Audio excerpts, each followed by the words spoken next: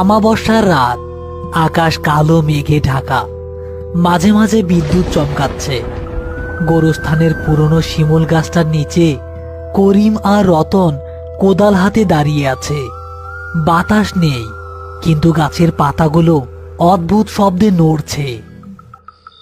কিরে রতন, আকাশটা এমন লাল হইয়া আছে কেন? ইসকা দাফন একামরা তাড়াতাড়ি সারতে হইব। আমার মনটা কেমন যেন কু ডাকতাছে।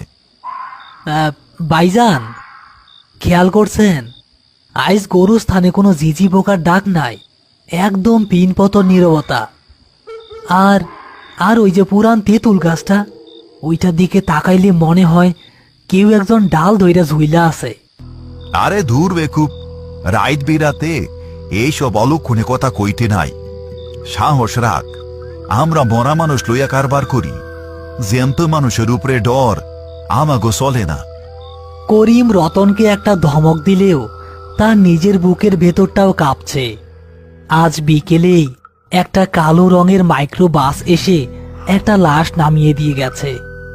লাশের সাথে কোনো আত্মীয় স্বজন ছিল না। গাড়ি থেকে নামা লোকগুলো শুধু একটা মোটা টাকার বান্ডেল আর একটা চিরকুট জব্বার আলীর হাতে দিয়ে গাড়ি ঘুরিয়ে চলে গেছে। লাশটা সাদা কাফনে মোড়ানো, কিন্তু অদ্ভুত ব্যাপার হলো কাফনটা জায়গায় জায়গায় লাল সুতো দিয়ে সেলাই করা।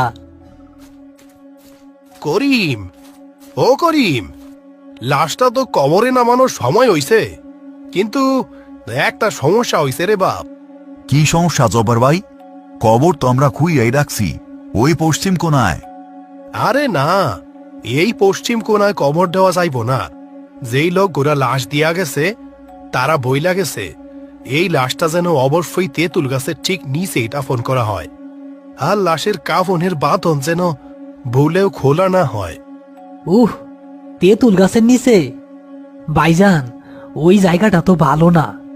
গত বছর ওইখানে কবর খুঁড়তে গিয়া সাপ বাইর হইছিল, মনে নাই?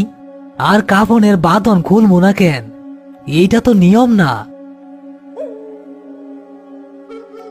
চুপ কর রতন, টেকার গরম আছিল লোকটার, তাই হয়তো মরণের পরেও নিয়ম মানতে চায় নাই।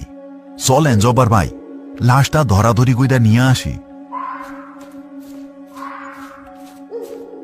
তারা তিনজন মিলে লাশটা কাঁধে তুলল, কিন্তু কাঁধে নিতেই করিম আর রতন দুজনেই প্রায় হুমড়ি খেয়ে পড়ল। মনে হলো তারা কোনো রক্ত মাংসের মানুষ নয়, যেন কয়েক